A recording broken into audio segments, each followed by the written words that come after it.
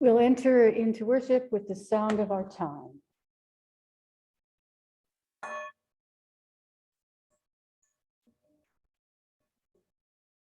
Turn it on, unmute, 2 buttons. Yes. Good morning. I will be praying to you today. I'm thinking about my mom. And many of you people who are listening to her because she was invited. My brother and I both went to churches and we both invited her to sing for the Lord. The Lord sang her many times. She died in 2005. But I'm going to play 2 pieces, Looking at the Illusions, a song that she actually sang all her life. There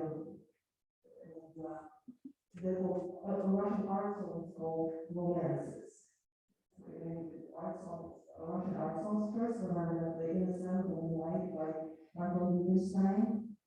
And for overtone, I'll play a song by Tchaikovsky called None Like a Mobile Heart. They're beautiful generations of songs.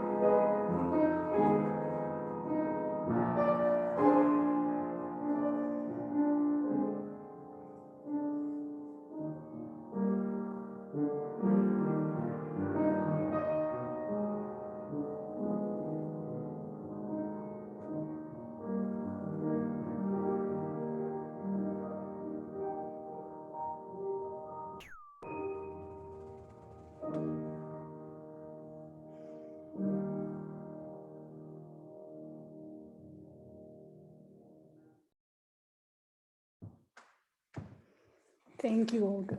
So beautiful. Good morning. Happy Mother's Day. Happy spring. Welcome to the month of beauty. Welcome to the age of flexibility, when we need to be ready to change on a dime, and we're finding out we can. I invite everyone to settle in, let go momentarily of your worries, your anger, and all of the big things. Just allow the beauty of this moment to nurture you.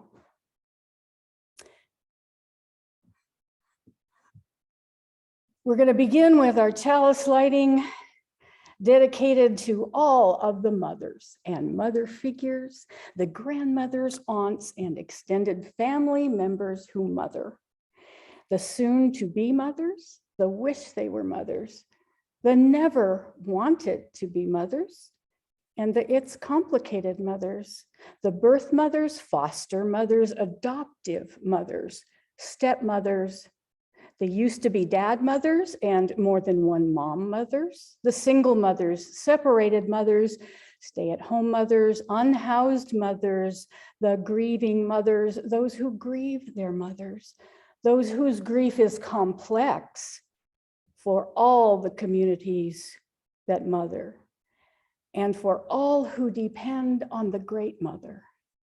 You are held and beloved.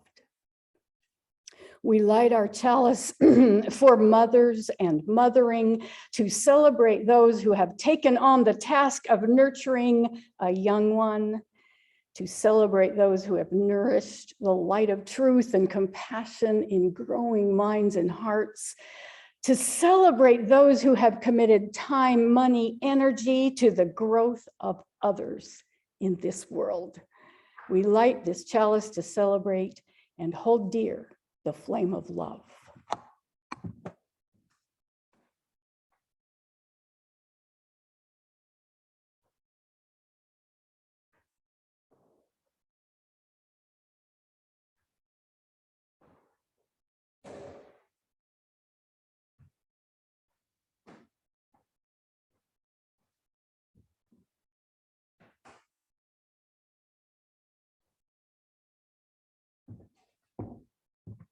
Sometimes that flame takes a little coaxing.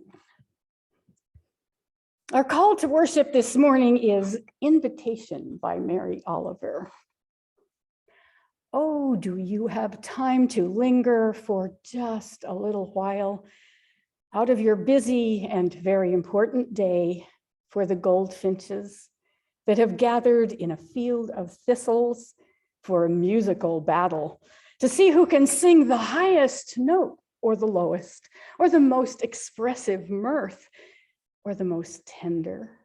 Their strong, blunt beaks drink the air as they strive melodiously, not for your sake and not for mine, and not for the sake of winning, but for sheer delight and gratitude.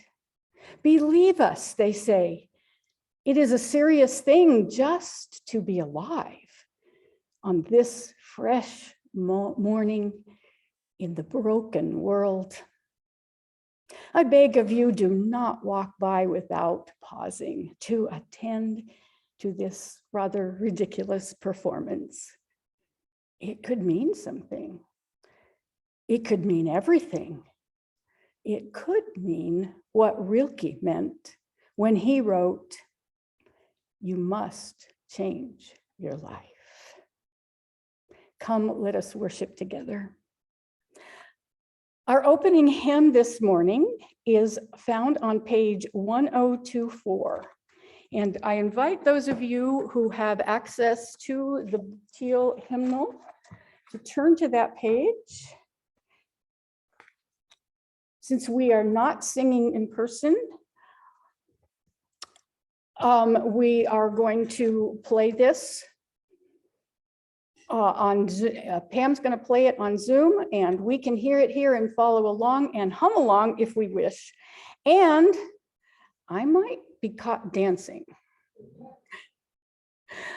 You got to do when the Spirit says do.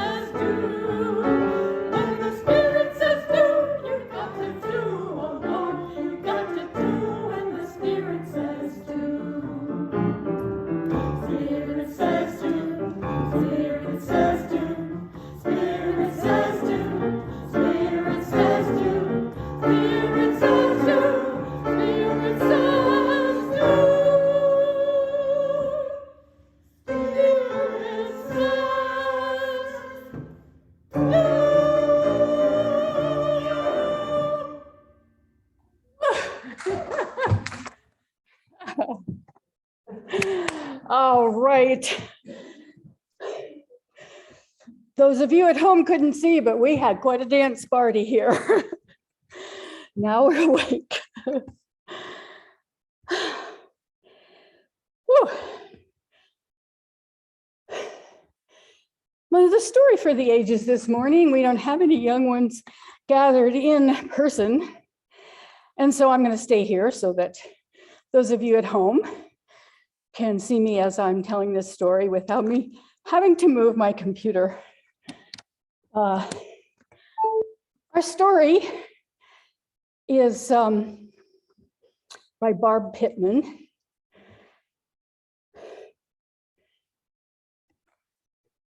She was bewildered and ashamed. The other hands in the classroom were smooth with nails cleanly cut, hands raised to answer the teacher's question, hands engaged in the age-old art of spitball forming, hands writing on the blackboard. They all seemed so new, so unused, so beautiful. May hid her hands. In kindergarten, she hid them under the table. In first grade, she hid them under the table. In second grade, third grade, and even fourth grade, she hid her hands. Winters were always easier thanks to Grandma's handmade mittens, colorful and bold, decorated with baby ducks and later with purple and blue stripes. The mittens meant May felt no shame walking to school carrying books and lunch for herself and her sister. Exclamations like, "Oh, how beautiful," and "I wish my grandma would make some mittens with stripes," stirred up hope inside May. For a brief moment, she would tell herself she was one of them, for they would forget her hands and remember instead her beautiful mittens. Back in the classroom, May would catch someone looking in her direction and shove her hands back under the desk. She never raised her hand. She never applauded with excitement. She wrote in hurried strokes of the pencil so as not to have her hands in full view for very long. One day, she was walking through the school hallway with her hands shoved into her pants pockets when she saw a poster for an art class. It was a special art class and was going to be taught by her very favorite teacher. And each student was going to be able to learn to draw and paint. May signed her name on the poster, and all the way home, she thought about the kind of art project she might make. Her mom worked all night long while she watched her younger sister, and she thought maybe Mom would like a pretty picture to look at when she got home from work. And then she thought about how tired Mom was during the day, trying to sleep while the rest of the world was awake. And May thought she might make a "do not disturb" sign for the front door. And then she remembered her beautiful mittens and thought she might draw a pattern to send to Grandma so Grandma could make some new mittens, even some for her sister. As soon as May got home, she sat her sister Kate at the kitchen table for a snack.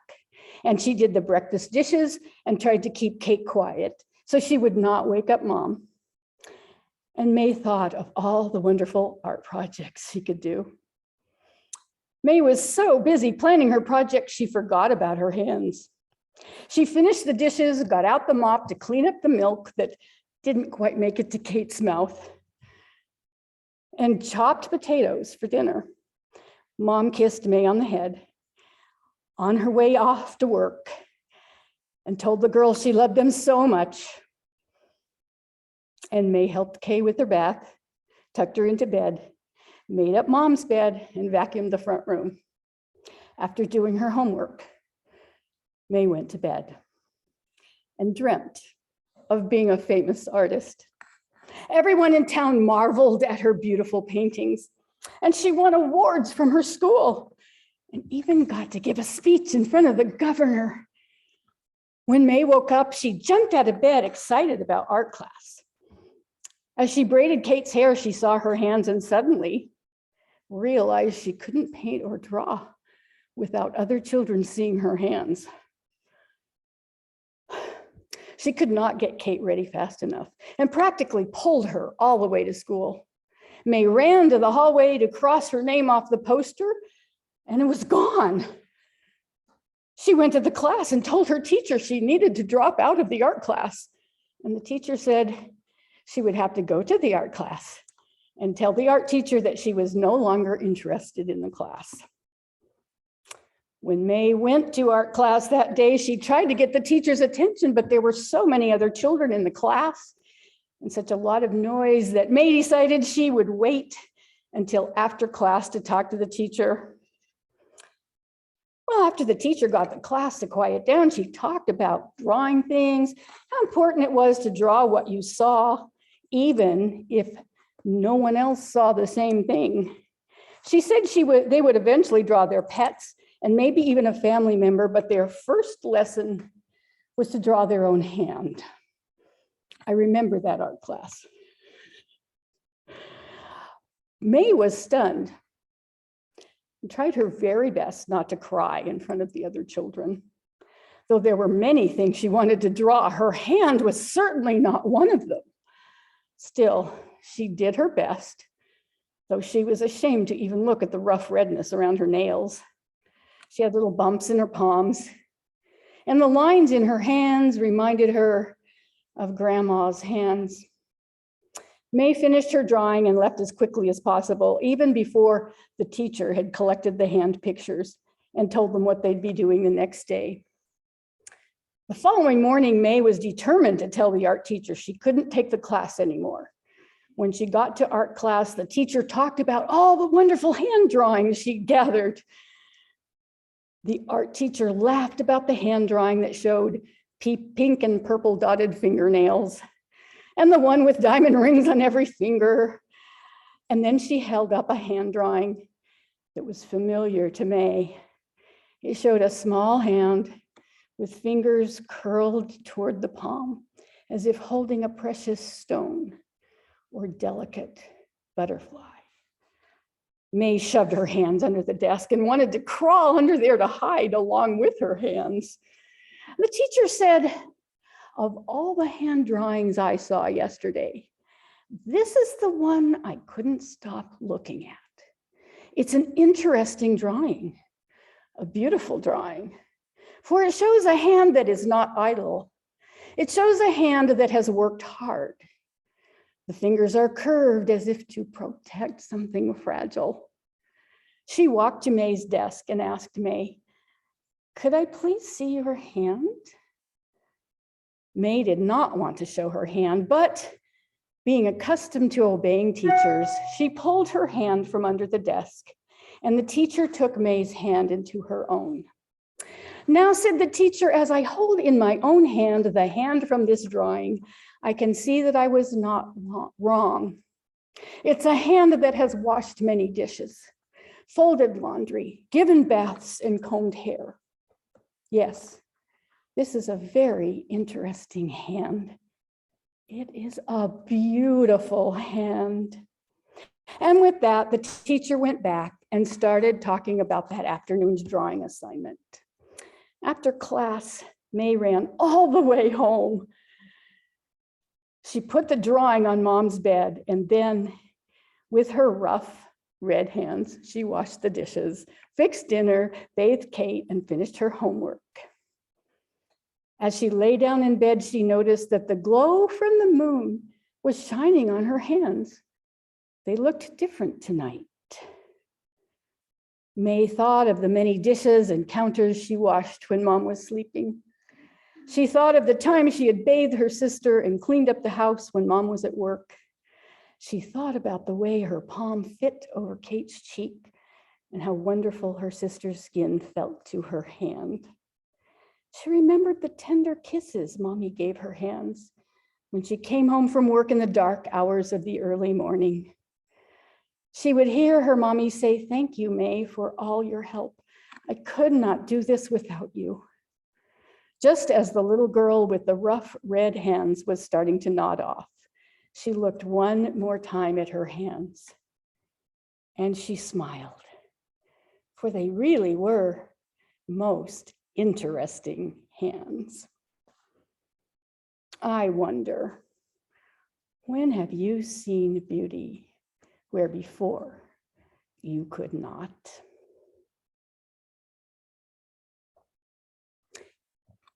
Will you join me in a spirit of meditation and prayer? This is Honoring the Deeper Voices by Evan Carbill Zimmer. Today, the advertising tells us what to buy for mom. Instead, let us help. I'm very sorry, I have a typo. Let me begin again. Today, the advertising tells us what to buy for mom. Instead today, let us listen to and honor the deeper voices. Today, let us honor all of those who have made this world possible for us. Those who did the hard work of building a better world for future generations. Let us honor the grief of those who have lost children. Let us honor the grief of those who mourn for their parents. Let us honor those who fill in for missing mothering. Let us honor the ways we have each been nurtured and mothered by the mothers who gave birth to us, by the parents and aunties and uncles and teachers and doctors and many others who have supported and nurtured us. Today, let us honor those who survived damaging and traumatic mothering. Spirit of life, help them to heal. Let us remember not every mother is ready for her children. Let us turn aside from the myths of motherhood on a pedestal and remember each parent is an imperfect human in need of more support than adulation, in need of our support. Today, let us honor those who are doing the hard work of nurturing, striving to meet not only the physical needs, but the many deep and complicated emotional and spiritual needs. Spirit of life, nurture and sustain them so that they may be the nurturers you desire. Today, let us honor all the ways each of us give for tomorrow, knowing there are multiple paths of meaning and more than one way to birth the future. Today, with both joy and sorrow, let us be grateful for life, for the chance to love, for those who love us, and for the opportunity to nurture the future. And now I invite those who would like to hum, or if you're at home, sing along with, as Olga plays Draw the Circle Wide this morning.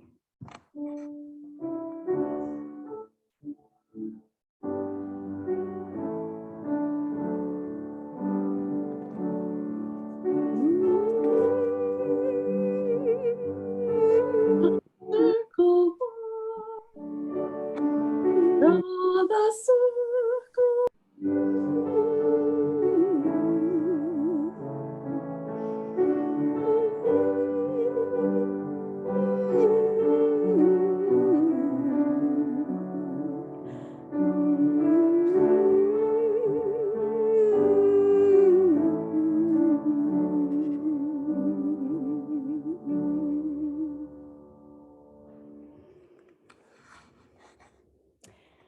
There's an old Buddhist saying that says, if there is to be peace in the world, there must be peace among nations.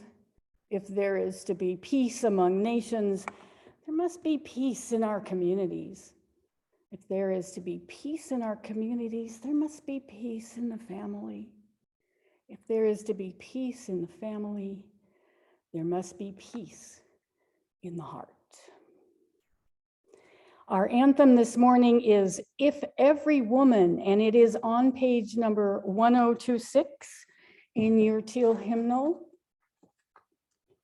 I invite you to enjoy the spirit of this beautiful song, sung by our choir.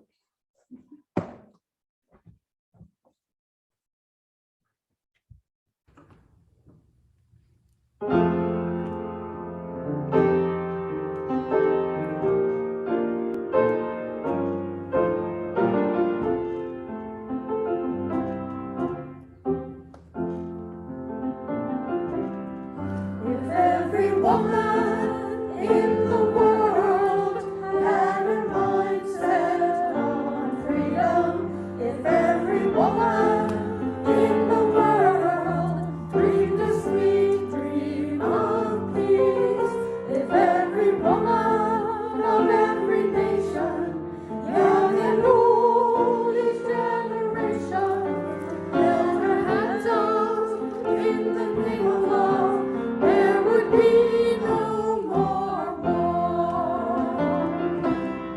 If every man in the world had his mind set on freedom, if every brother stood with brother as a witness for peace, if every man of every nation, young and old, each generation, held his hands out in the name of love, there would be no more war.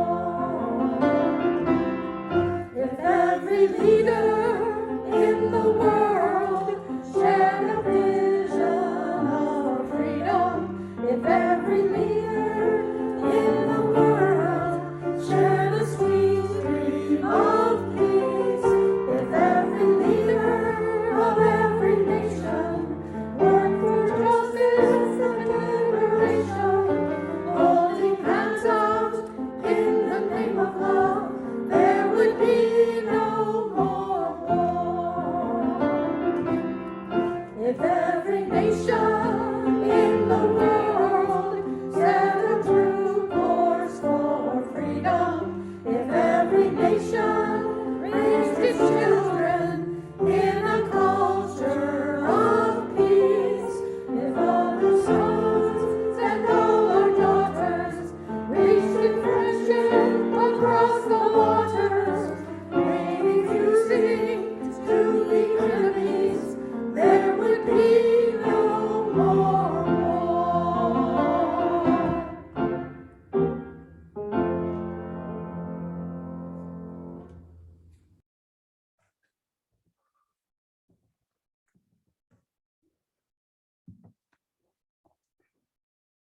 Happy Mother's Day. I'm a mother. I am the mother of 8 children. If anyone had told me that I could not have 8 children, I would have been angry. I wanted every one. If anyone had told me that I had to have 9, I would have been furious. It probably would have killed me. Today, I'm beyond furious. I have inside of me an inner Elizabeth Warren. But I don't have her words right now because I'm still furious. And when I get scared and furious, I'm learning it's time to pause. Just take a breath. So I'm thinking, I'm processing. I've known a lot of mothers. I've known mothers of every gender and sexuality. mothers of many colors of skin and hair and eyes, mothers of many faith traditions. I've known many who mother and nurture and nourish young life. And all who do this, all who mother, I have noticed, have this kind of tough determination, this kind of protectiveness, this kind of, I can't give up because it's not just me. The mama bear comes to mind. We're all mothers. We all have things we care about and that we nurture and nourish, especially those young minds and hearts that are forming. You know, Unitarian Universalism is a living faith tradition. And beloved community that embraces and nurtures and holds, is the living embodiment of our seventh principle, the interconnected web of all existence that holds us up. Knowing that we're interconnected, we nurture and support each other in so many ways. This is mothering. We are all mothers. On Father's Day, I'm going to tell you why we're all fathers too. Today, we are all mothers. Did you know that Mother's Day was started by a Unitarian woman? Her name was the Reverend Julia Ward Howe. And she wrote the very first Mother's Day proclamation. It wasn't all about be nice to your mother. Here's what she said. Arise then, women of this day. Arise, all women who have hearts, whether our baptism be of water or of tears. Say firmly, we will not have great questions decided by irrelevant agencies. Our husbands will not come to us reeking with carnage for caresses and applause. Our sons shall not be taken from us to unlearn all that we have been able to teach them of charity, mercy, and patience. We, the women of one country, will be too tender to those of another country to allow our sons to be trained to injure theirs. From the bosom of the devastated earth, a voice goes up with our own. It says, disarm, disarm. The sword of murder is not the balance of justice. Blood does not wipe out dishonor, nor violence indicate possession. As men have often forsaken the plow and the anvil at the summons of war, let women now leave all that may be left home, all that may be left of home for a great and earnest day of council. Let them meet first as women to bewail and commemorate the dead. Let them solemnly take counsel with each other as to the means whereby the great human family can live in peace, and each bearing after her own time the sacred impress, not of Caesar, but of God. A powerful statement.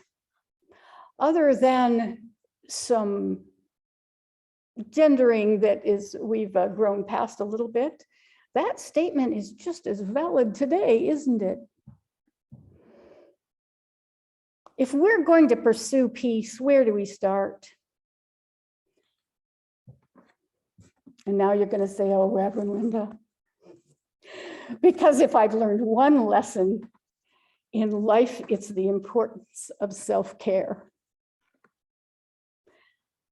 It's really one of the paradoxes of life that we must love and care for ourselves in order to love and care for others. If you want to support mothers, help them care for themselves. If you're a parent right now, my heart's so full for you.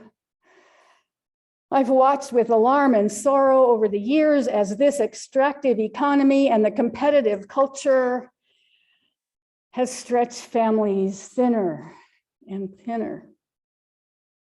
And then pandemic came, apparently to stay a good while. Parents, mothers, all of us are exhausted. Please remember that nurturing your own physical and mental and emotional well-being is crucial.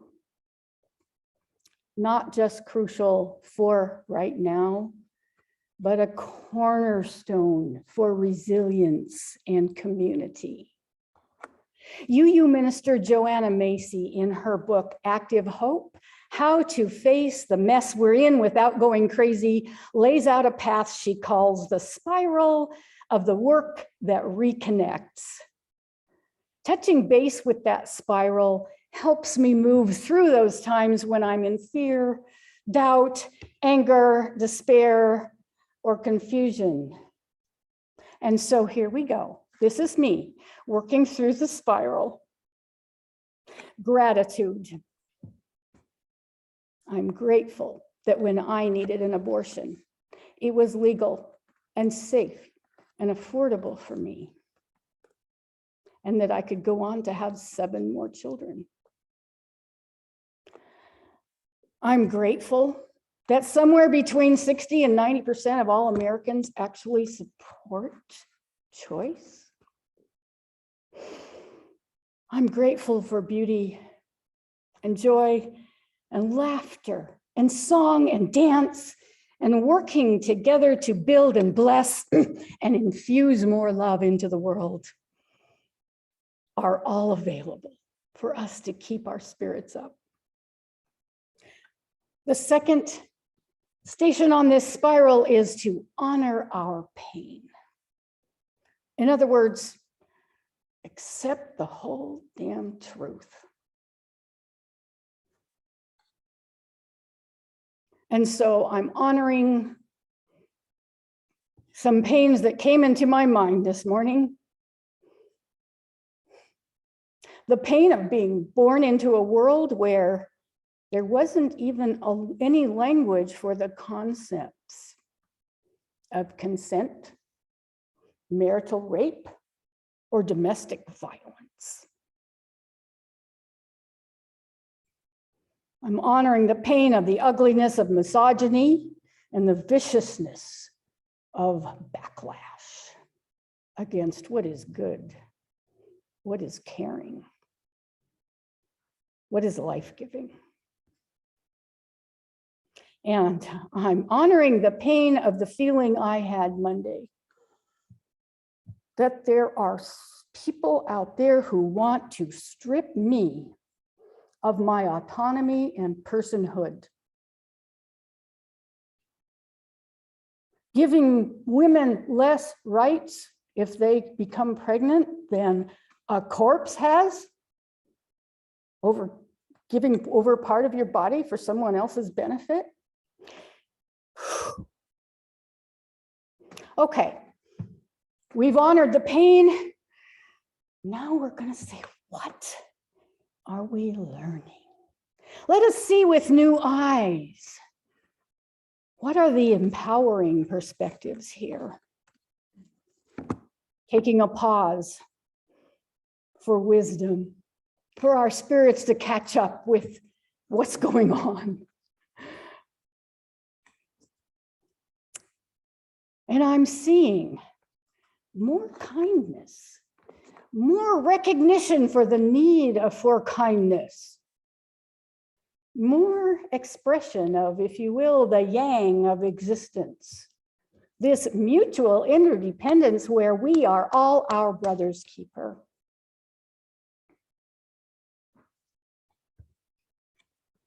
And I'm also thinking if we can weather this backlash,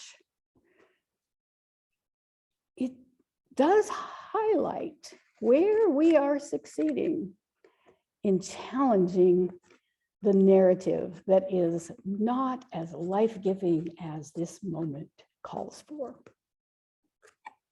And so the fourth part of this is going forth, clarifying our vision of how we can act for the healing of the world and owning our power to make a difference. And so from my position as minister, let us go forth with our eyes fixed on the beauty of peace, on the justice and freedom that's necessary for peace to flourish. Let us keep roaring and resisting and voting and resisting and keeping our spirits up.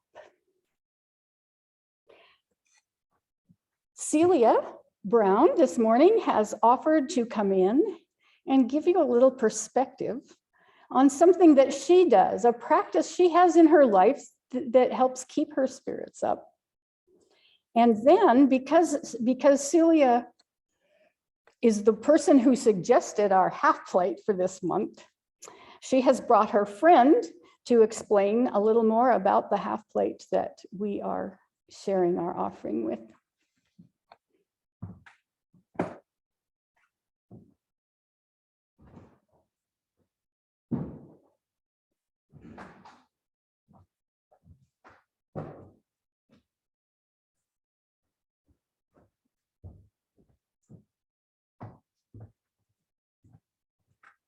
This is a little strange being in church and then looking at a screen here, but that's what we're doing.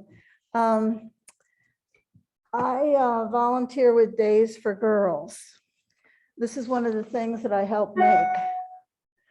And Nancy is here. She is a blessing to all of us in the world. I learned about Days for Girls, and then I realized that they need sewers. And many of you know that I love to sew and I love cloth. So it was a perfect thing for me to do. And I went, and there was a room in, what's the name of the church where we meet? St. Mary's of the Hills. St. Mary's of the Hills. It's a community room, about as big as this room here, with different stations around. And I'm one of the sewers, but there are people that are putting snaps on things. There are people that are threading ribbons through the bags. There are people that are making menstrual pads. There are people that are putting them all together to package. It's just a wonderful, wonderful group of people that are all gathering together. That's the doing, but there's also the money that's needed. I'm going to turn over to Nancy because she's got the whole picture here. But it's something I'm very passionate about. She is an amazing leader for our chapter in Shrewsbury. Hi, my name's Nancy Hughes. I just want to say what a wonderful, this is my first time to be in a congregation like this. Your message was absolutely fabulous. Happy Mother's Day to everyone. She got everybody in there, so that was great. And I think it's a great day for me to be here to talk about what we do, because without women, there would be no babies. My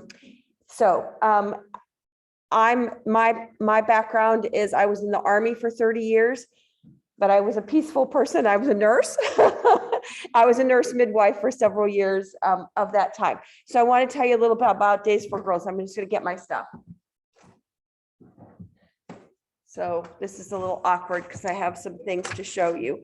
So what I wanted to talk about is we got involved with Days for Girls about 6 years ago. We make reusable menstrual hygiene products for girls and women in developing countries. So I want to show you a little bit about what we do. So the first thing that we make is we make shields. I call them maxi pads with wings, but snaps and pockets. So you might be familiar with that kind of thing. Inside of the shield is a polyurethane laminate, which makes it waterproof. And Can you make sure that you tell us why it's important for us to be making these? oh, sure. So let me back up. You're right. Thank you, Lynda. She did prep me, or I told her what I was going to talk about, and I've jumped right into sort of the middle. So I want you to imagine that your child is sent home from school for a full week every month. And you can see that a young girl who is on her menstrual cycle and she cannot go to school because she has no products to care for herself, she now misses a week of school every month. And after several months of missing school, she's never going to get caught back up to where she should be with her classmates. And so she's likely in most parts of the world to drop out. Once she's dropped out of school and she's menstruating, that means she's old enough to be married and start having babies of her own. Now, she may be 12, 13, 14 years old, and she's not marrying a 12, 13, 14-year-old boy. She's marrying a 30, 40, 50-year-old man, and she's being forced to have babies. So for us, it's important that women, girls, stay in school, stay in the workforce. 51% of the world, 51% of the world, not 50-50, there's more women in the world than there are men. And it's important that they stay in school so that they can be educated and that then they are in the workforce so that they can then, when they're ready, care for their own families.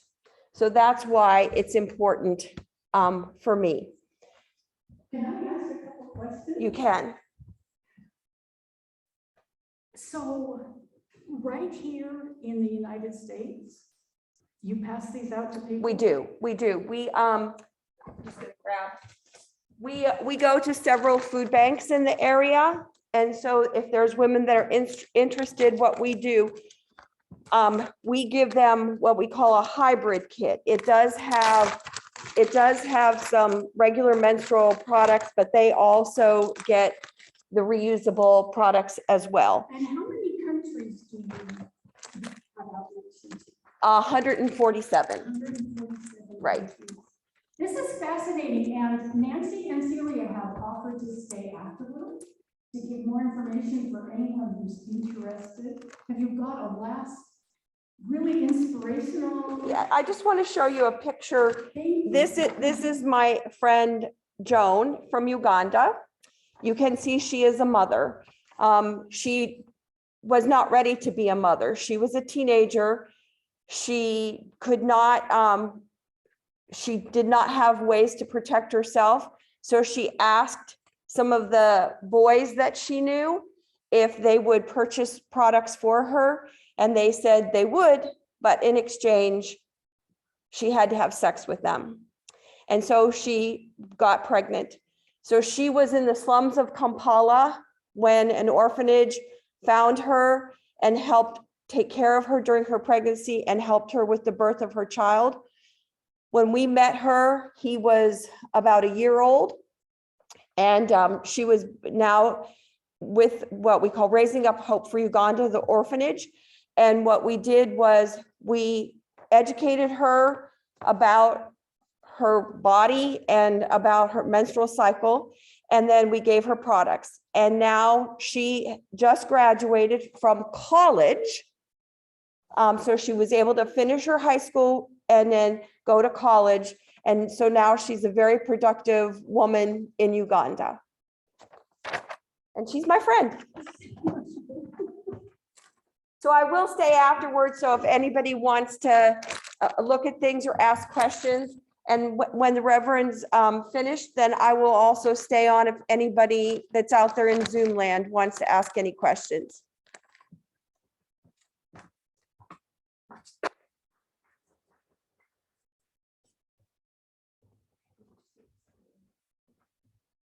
Thank you.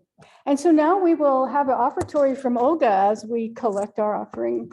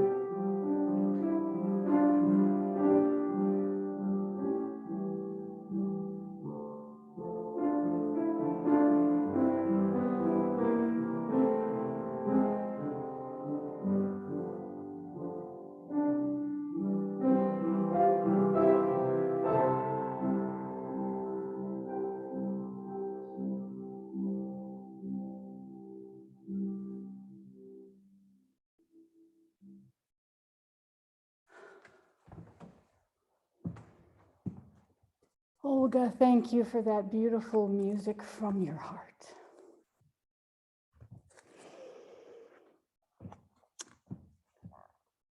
Before we go, we have a few announcements. Anne Leno has a really important announcement. Hi, everyone. As part of the interim minister search, we had sent out some surveys and many of you were looking to have a community forum. So we have scheduled 2 of those for this week. Let's see, one on tomorrow night at 7 and one on Tuesday at noon. They will be via Zoom and you can find the links to both of those in the Friday perspective. Just a little information. It's a very, very short timeline for the interim minister. Ministers were able to start their searches on May 1st, and many of them will be made an offer by, May 1st, and many of them will be made an offer by May 18th.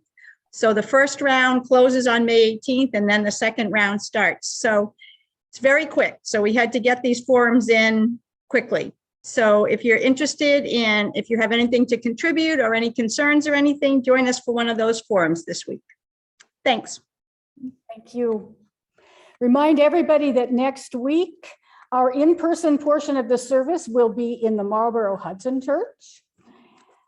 It will be our Youth Sunday and it will be pretty exciting. So I hope that we will come out and support our youth in that service. It will also be, there will be an online component to that service.